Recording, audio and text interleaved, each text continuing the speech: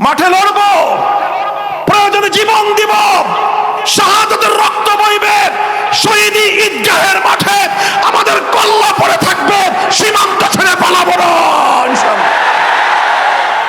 ইনশাআল্লাহুল আজিজ।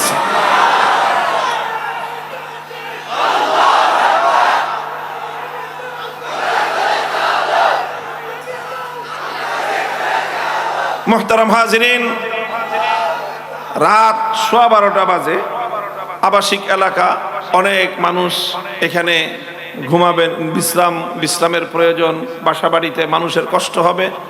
সুদীর্ঘ কোনো আলোচনা আমি করব না। কোরআনে কারীমের সূরাতুল হজ্জের 41 নম্বর আয়াতটুকু আমি তেলাওয়াত করেছি। আমার এই আয়াতকৃত তেলাওয়াতের মূল বিষয়বস্তু হলো ধর্মনিরপেক্ষতাবাদের বিরুদ্ধে কথা বলা। কথার একেবারে বিষয়বস্তু আমি ওপেন করে দিলাম যে এখানে রাগ ঢাকের কোনো সুযোগ নাই। আমরা ধর্মনিরপেক্ষতাবাদের বিরুদ্ধে, ধর্মনিরপেক্ষ মতবাদকে রুখবার জন্য যা করতে হয় আমরা তাই করব। এটার জন্য যদি যুদ্ধের ময়দান পর্যন্ত পরিস্থিতি গড়ায়, আমরা সে পর্যন্ত যেতে প্রস্তুত আছি ইনশাআল্লাহ।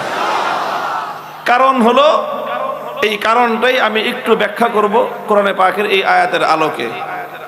আল্লাহ বলছেন, আল্লাযীনা ইম্মাক্কান্নাহুম ফিল আরদি আকামুস সালাতা ওয়া আতাউয যাকাতা ওয়া আমারু বিল মা'রুফি ওয়া নাহাউ আনিল মুনকার ওয়ালিল্লাহি আকিবাতুল উমুর। আল্লাহ বলছেন, আমি যদি মুসলমানদেরকে রাষ্ট্র ক্ষমতা দেই, যারা মুসলমান, যারা নিজেদেরকে মুসলিম বলে পরিচয় দেয়, দাবি করে, তারা যদি রাষ্ট্র ক্ষমতা পায়, তাহলে তাদের রাজনীতির মূল নীতি, মূল দর্শন কি হবে, এটা ইসলামের প্রবর্তক স্বয়ং আল্লাহ পাক রব্বুল আলামিন নির্ধারণ করে দিয়েছেন যে মুসলমানরা রাষ্ট্র ক্ষমতা পেলে তারা সর্বপ্রথম যেই কাজ করবে সেটা হলো আকামুস সালাত, গোটা রাষ্ট্রের মধ্যে তারা নামাজ কায়েম করবে। ও আতাউয যাকাত, দ্বিতীয় কাজ হলো তারা রাষ্ট্রের মধ্যে যাকাত ব্যবস্থা প্রতিষ্ঠিত করবে। 3 নম্বর কাজ হলো আমারু বিল মা'রুফ, তারা সৎ কাজের আদেশ দিবে মানুষকে। 4 নম্বর কাজ হলো ওয়ানাহাউ আনিল মুনকার, তারা অন্যায় এবং শরীয়ত বিরোধী সকল কার্যকলাপকে নিষেধ করবে এবং বাধা দিবে, প্রতিরোধ গড়ে তুলবে। এই 4টার কথা আল্লাহ পাক রব্বুল আলামিন এখানে নাম সহ বাই নেম আল্লাহ পাক রব্বুল আলামিন এখানে উল্লেখ করেছেন যে কোন মুসলিম যদি রাষ্ট্র ক্ষমতা পায় তাহলে তার কি দায়িত্ব হবে। কোরআনে পাকের এই আয়াত স্পষ্ট ভাষায় বলতে চায়, কোরআনের এই আয়াতের দ্ব্যর্থহীন মর্ম হলো এই যে কোন মুসলিম রাষ্ট্র ক্ষমতা পেলে সেই রাষ্ট্র ক্ষমতার ব্যাপারে ইসলাম বলে যে সেই রাষ্ট্র ইসলামের আলোকে চলবে। রাষ্ট্র কিসের আলোকে চলবে? ইসলামের আলোকে চলবে, ইসলামের নির্দেশনা অনুযায়ী চলবে। ইসলাম বলে মুসলমান যদি ক্ষমতা পায়, সে মুসলমান ক্ষমতা পেয়ে ইসলামের বাইরে অন্য কোনো আদর্শের আলোকে রাষ্ট্র পরিচালনা করতে পারবে না।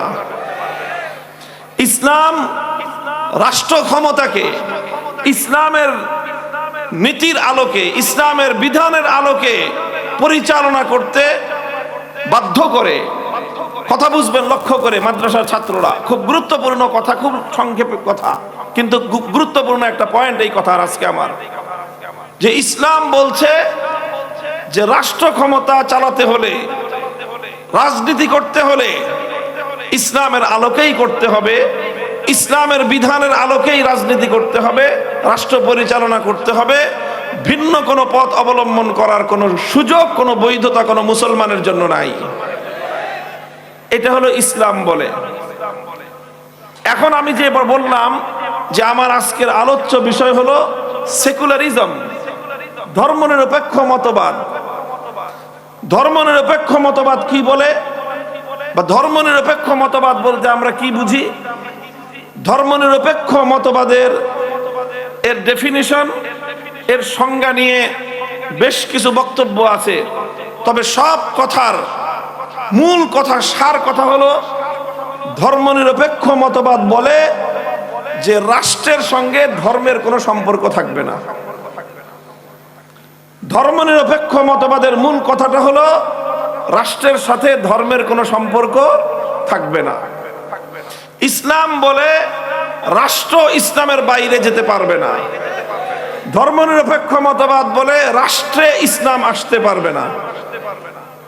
ধর্মনিরপেক্ষ মতবাদ অবশ্য শুধু ইসলামের কথা বলে না, ধর্মনিরপেক্ষ মতবাদ বলে রাষ্ট্রীয় ব্যাপারে ইসলাম বা অন্য কোন ধর্মেরই সংশ্লিষ্টতা থাকতে পারবে না। রাষ্ট্র পরিচালনার সঙ্গে ধর্মের কোনো সম্পর্ক থাকতে পারবে না। এটাই হলো ধর্মনিরপেক্ষ মতবাদ। আমরা বলি ধর্মনিরপেক্ষ মতবাদই হলো ধর্মহীনতা। কেন এই কথা বলি? কেন এই কথা বলি? যেহেতু ধর্মনিরপেক্ষ মতবাদ রাষ্ট্র পরিচালনার নীতির প্রশ্নে ইসলামের সাথে সম্পূর্ণরূপে সাংঘর্ষিক অবস্থান রাখে। ইসলাম বলে রাষ্ট্র ধর্মের বাইরে যেতে পারবে না। ধর্মনিরপেক্ষ মতবাদ বলে রাষ্ট্র পরিচালনার সঙ্গে ধর্মের সম্পর্ক থাকতে পারবে না।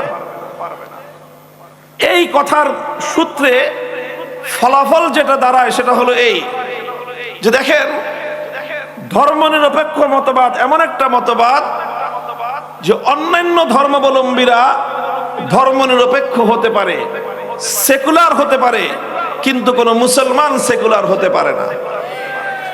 এই জন্য ভারতে ধর্মনিরপেক্ষ মতবাদ চলতে পারে, কারণ সেটা সংখ্যাগরিষ্ঠ হিন্দুদের রাষ্ট্র।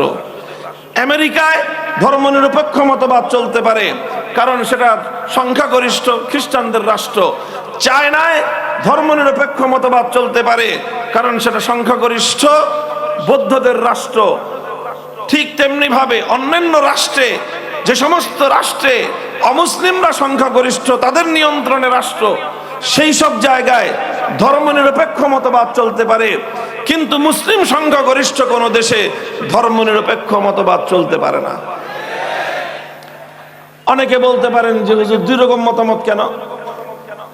ভারতের ক্ষেত্রে আপনারা বলেন ধর্মনিরপেক্ষ মতবাদ চলতে পারে, বাংলাদেশ ক্ষেত্রে আপনারা কেন বলবেন যে ধর্মনিরপেক্ষ মতবাদ চলতে পারবে না?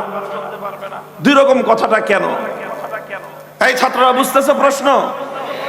আমরা বলি ভারতে ধর্মনিরপেক্ষ মতবাদ চলুক, কিন্তু বাংলাদেশে ধর্মনিরপেক্ষ মতবাদ চলতে পারবে না। এর কারণটা কি?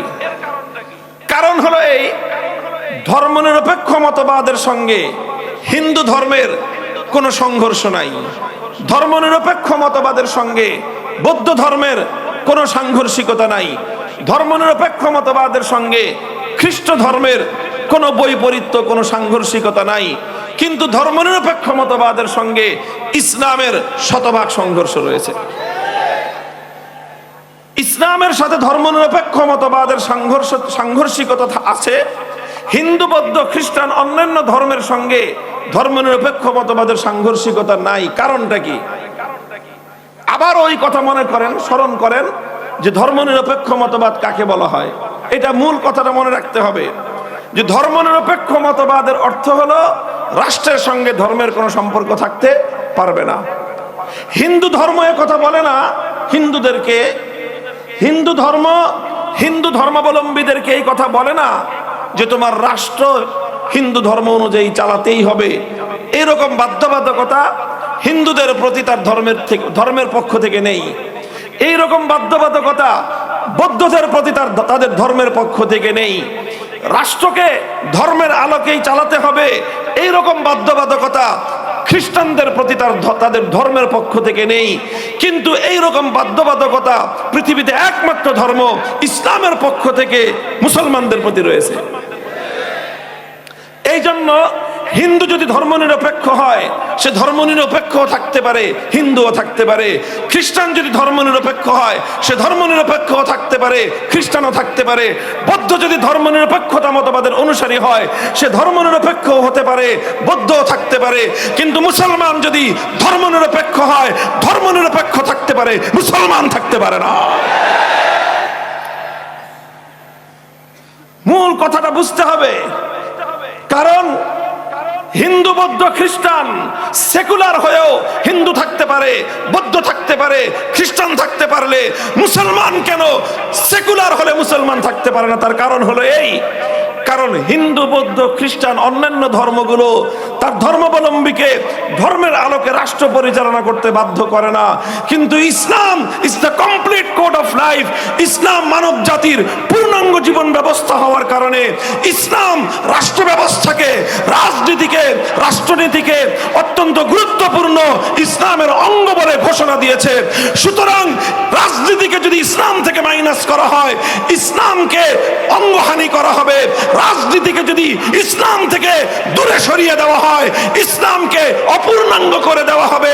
রাজনীতিকে যদি ইসলাম থেকে সম্পর্কহীন সাব্যস্ত করা হয়, তাহলে ইসলামকে হত্যা করার চেষ্টা করা হবে। যারা ইসলামের অঙ্গহানি ঘটাবার চেষ্টা করে তাদের বিরুদ্ধে যুদ্ধ করা মুসলমানদের জিম্মাদারি।